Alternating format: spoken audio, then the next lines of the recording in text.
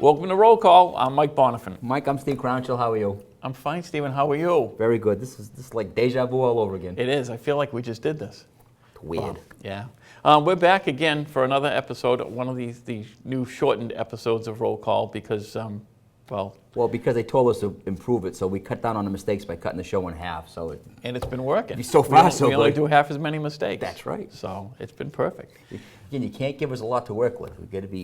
We need to be guided. We really need a written script, Yeah. and even then, we can screw it up. Don't worry. Oh my gosh. Yeah. Cool. But anyway, it's October already, and we're about a month away from the election. So, that being said, Vote. we don't recommend any candidate. We wouldn't do that. We wouldn't recommend one party over the other, anything like that, but we do recommend that you vote. Absolutely. Because if you don't vote, you can't squawk, and especially around here, we love to squawk. And I'm cleaning it up because. Yes. Yeah. The squawking is in the Massachusetts Bill of Rights. I think so. It is. It says right there, you have the right to squawk. Yeah, and we complain about everything. And if you don't vote, you're not in the game, you can't squawk. This is true. Whether your candidate wins, loses, or draws. If you don't play. Now, Steve, I heard a rumor, and I'm told you know something about this, that, Election Day is going to be rather busy this year. It's expected that voter turnout will be rather large this year. So this is probably the first time in several years that you may have to wait at the polls. But Steve knows a way that you may not have to. That's right. This is going to be the first time, Mike, they're going to try it, and I think it's a great idea. 2 weeks before the election, so 2 weeks before that election on Tuesday, the City Hall, Town Hall, wherever you see this at, will open up for voting. So you can, like in Taunton, City Hall is open until 7 o'clock on Tuesdays and noontime on Fridays. Noontime on right? Fridays, correct. So you can just walk in, you give your name, and it's going to have a booth set up, and you can cast your ballot. I guess, I'm not really sure if it's like an absentee ballot or how that actually works, but you're going to be able to cast your ballot, not fold it up, put it in an envelope. You're going to cast your ballot right there for the election. So that way, Election Day, you don't have to go, because I know it gets very busy, very hectic. Well, a lot of people, including us, are kind of tied up on Election Day. It's tough for us to get out to vote. That's a My sister, great way for us she to works do it. in Boston, and she don't get home. She leaves at half past early, like at, I don't know. Exactly what time is that? It's right between Half-past quarter early? past and half past early. It's like God's getting up, and he gives her a little shake. So she's gone like at 6 in the morning. She'll get home to like 6:30. It depends on the train. 6:45 at night. So she has a small window to vote. So somebody like that on Tuesday, when it's open till 7, she can go down to City Hall, cast her ballot, and she's all done. That works. And I know that's any day of the week. Well, Monday through Friday, Long obviously, when City Hall's open. Correct. Yep. Anytime 2 weeks before the election. Yeah, and I think it's a great idea. I really do. That's an excellent idea. And the other thing too is, like, I work at the North Baptist Church quite a bit, and it's not that big, and it's always cold. Especially even if it's nice during the day, at night it gets cold. The sun goes down at 4 or 5 o'clock, right?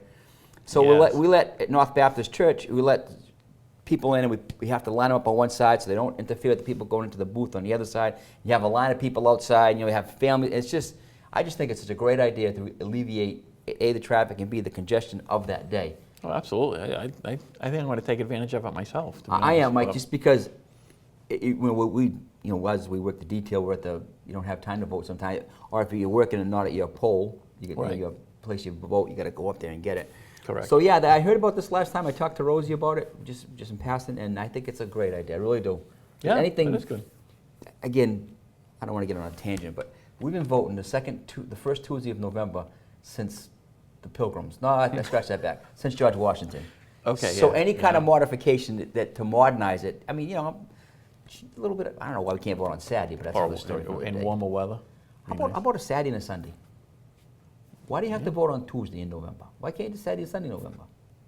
I don't know. Everybody's off, right? More people have the day off on Saturday and Sunday than on Tuesday. Well, this is true. I have to agree. They do everything else on Saturday and Sundays now. Remember Sundays when stores used to be closed and all that kind of good stuff? You couldn't buy nothing. Not anymore. Why can't you vote on a Saturday or Sunday? Common Works for sense me. thing. You know why we vote on Tuesday in November, right? Is this a trick question? Nope. This is like one of those stupid trivia. Go ahead, tell me. Because It's trivia with Steve, folks. because in October, after October, it's when the farmers get their crops in. Yep. November, the crops are all put away. Tuesday was not a slow day in the farm, but Sunday was a day of rest. Nothing was open, so farmers didn't do much. What they had to with the animals. In church. Yes. And then Monday, it was, get caught up. And Tuesday was again, not a slow day for a farmer, but it was a slower day. So that's the day they picked, the first Tuesday in November. Okay, there was a time for it. time has come and gone. Let's Well, have a- Thursdays, like that Thursday in November was Thanksgiving, couldn't use that. But Saturday and Sunday's wide open. Well, Yeah, church. Well, Church. go vote after church. Hey. Say go a easy. prayer. You could say a prayer. You could say a prayer for your candidate and vote. One-stop shopping. There you go. What is wrong with that? Wow, Steve, you're just a ton of information right there, folks. Ton. Speaking of information, we've all had cases that have lasted a long time. We've had serious cases that it takes you a while to settle. There was a murder here 8.5 years ago on Somerset Ave with the Vargas brothers. 2 arrests have actually been made. Well, 2 indictments Yep. in that case have been made. People charged with murder. One of those is a Keith Cox, was actually arrested by our department. I think Lieutenant Coelho grabbed him, if I'm not mistaken, and I could be, but I'm pretty sure. But he was arrested by us, and then he was arraigned this past week down in Fall River Superior Court on murder charges. And there's another subject out of Swansea who's being charged as well. So cases don't go away. No. I know sometimes, Especially murder. especially, victims' families feel that nothing's getting done. Those always stay active. There's always something going on. They're re-questioning people. They're waiting for lab results. They're doing this, doing that, re-questioning people.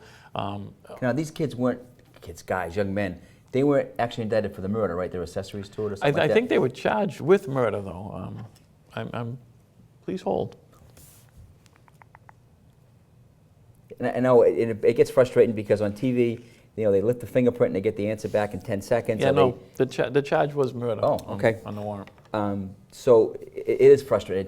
And then sometimes when they re-interview somebody, they're going to trip themselves up because it's very difficult to lie. You can be off, but when you lie, it's hard to maintain that lie. Yeah, it's impossible.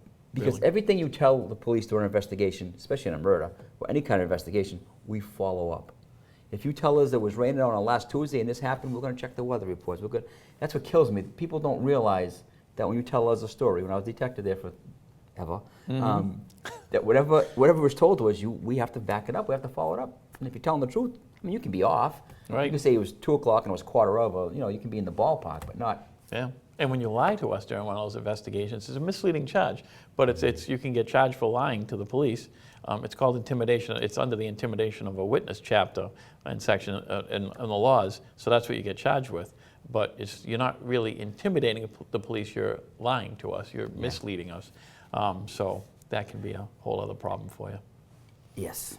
So going back to this murder, that's why it's very frustrating. I know the family, I don't know him personally, I know him to say hi to. The mother's, she lost both sons. That's tough. They haven't let her go. The DA's office, and even the different DA, and they still make it a priority. Right. Even though it doesn't seem like a priority, like Mike said, because these things take forever. But you have to do it so the I's dotted and the T's crossed to make sure.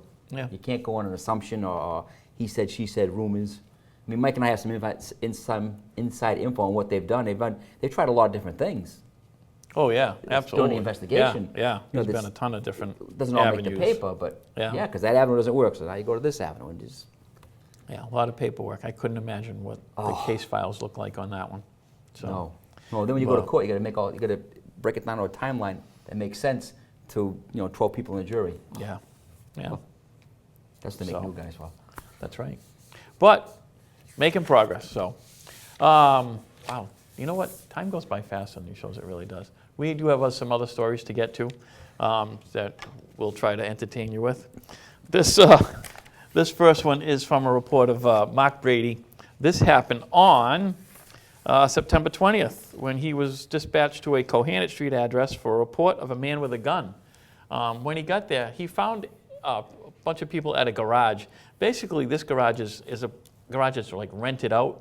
So like Stephen could have some cars or there in one bay, and I may have like tools or something in the next one.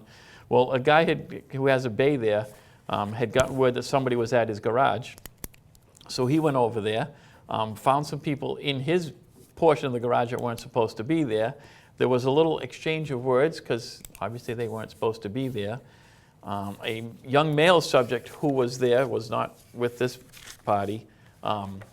During the confrontation, lifted his shirt, and what he could see was a firearm. He had a gun in his waistband.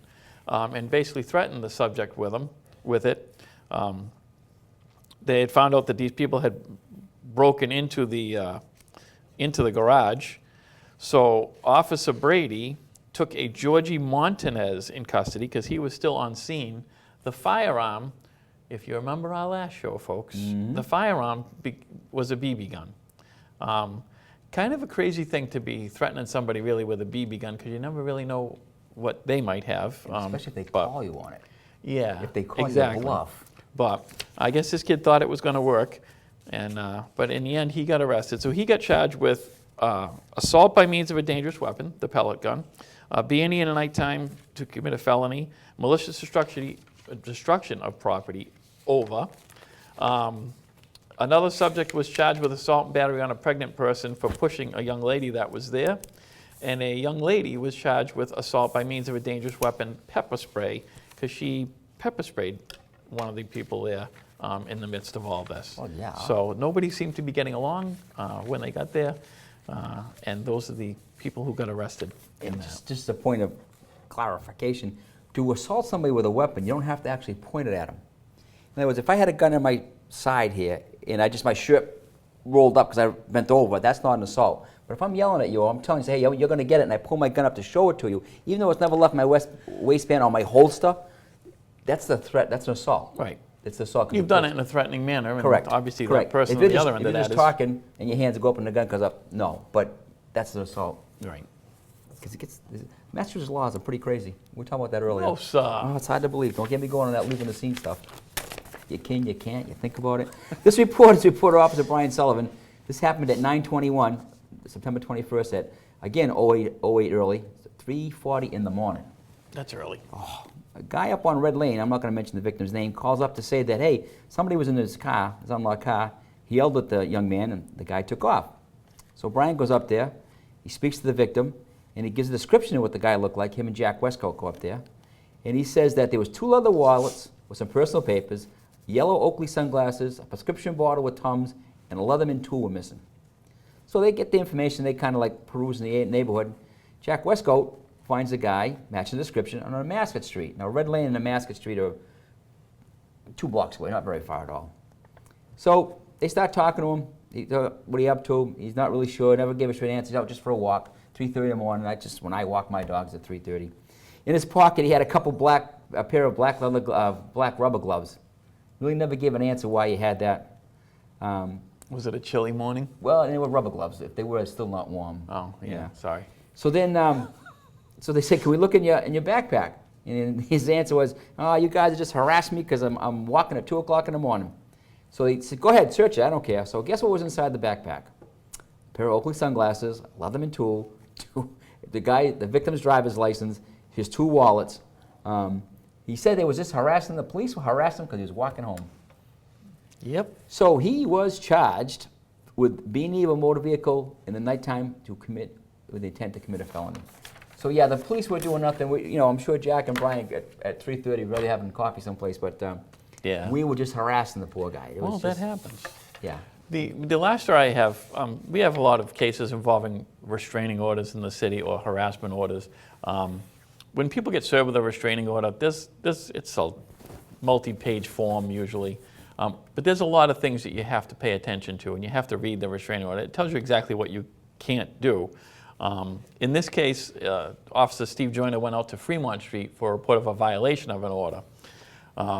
Subject was there, who was the suspect in the order. He was the defendant. The person who had taken the order was not home at the time, but he thought, because she wasn't home, that it was safe to go over there and pick up clothing. Well, she got wind that he was there and called the police. They arrived, and he's like, "No, I know she's not here. She was called by somebody else to not come home because I am here." That's not what the order says. The order says you will not go there unless you have a judge's order that says you can go there and it has to be arranged with them. You have to pay attention to the order. So the officers arrested this subject for violation of a restraining order. He may have thought he was doing the right thing knowing that she wasn't there. you have to go by the letter of the law in the order. What the judge says. Right. If it says do not contact, do not contact. We've served people and had them say, you know, they've called the victim and said, why did you get that restraining order against me? Okay, gone. thanks, you just violated the order. Michael, we got the 1 minute thing and they're putting our name up. We got to get a Dodge. All right, let's get out of here. Thanks for watching, folks. See you next week. Vote.